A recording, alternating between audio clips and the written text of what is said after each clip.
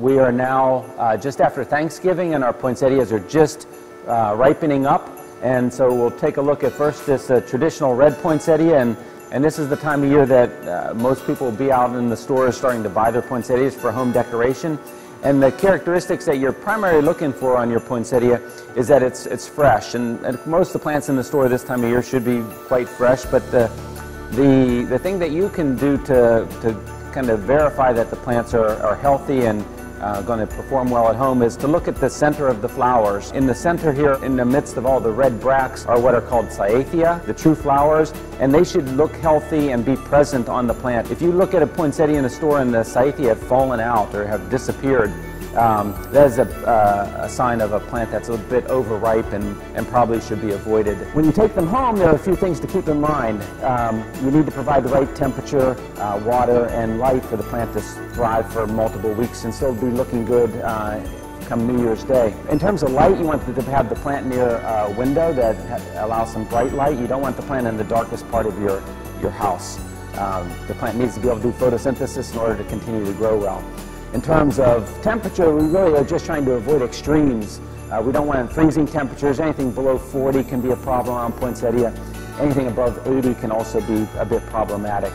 So anywhere 40 to 80 and we should be good. In terms of moisture, we do have to be careful not to overwater. That probably happens more than anything else. We don't want plants to be soaking wet, and we don't want the plants to wilt. The thing you have to be careful about when you purchase a plant is sometimes they come with a pot cover. And that pot cover kind of can trap water in the soil, so when you water overhead, the water can collect in that pot cover, and then the plant stays soaking wet, and you don't want that to happen. So for the most part, if you gave the poinsettia a cup or two of water once a week, they should be just fine at home. The last thing I want to show you today is some of the new varieties that are on the marketplace that are kind of neat and different from our traditional reds. Of course, everybody likes to have the red one, but there are some other colors that you might consider and you might find in the stores this year. This one has actually been around for a while. This is what we call a marble, in that you have this pink blush down through the middle of a creamy white bract, and those can be quite beautiful. A couple of the newer colors that we haven't perhaps seen before is an orange poinsettia. This one is called Orange Spice, and as you can see, it's as close to orange as we can get on a poinsettia at this point.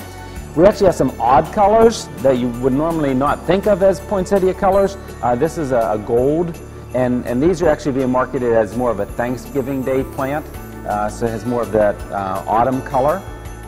And then one that I'm still not sure I can get my head wrapped around yet is a green poinsettia. And this one will look a lot better in a couple weeks, but it's this kind of a creamy or a greenish-white. Not sure what we do with that, but it's kind of interesting. And then finally, the other plants that you might see in the store in October actually are these really hot pink hybrid poinsettias. So these are called princettias, and they're bred in Australia.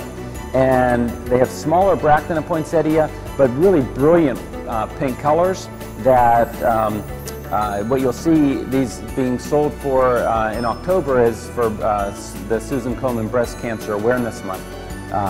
So it kind of fits with that color scheme, and you'll see them in the grocery stores in October. So we have traditional red, lots of interesting colors to try this year, but good luck with your poinsettias in your home environment, and hope you enjoy your Christmas season.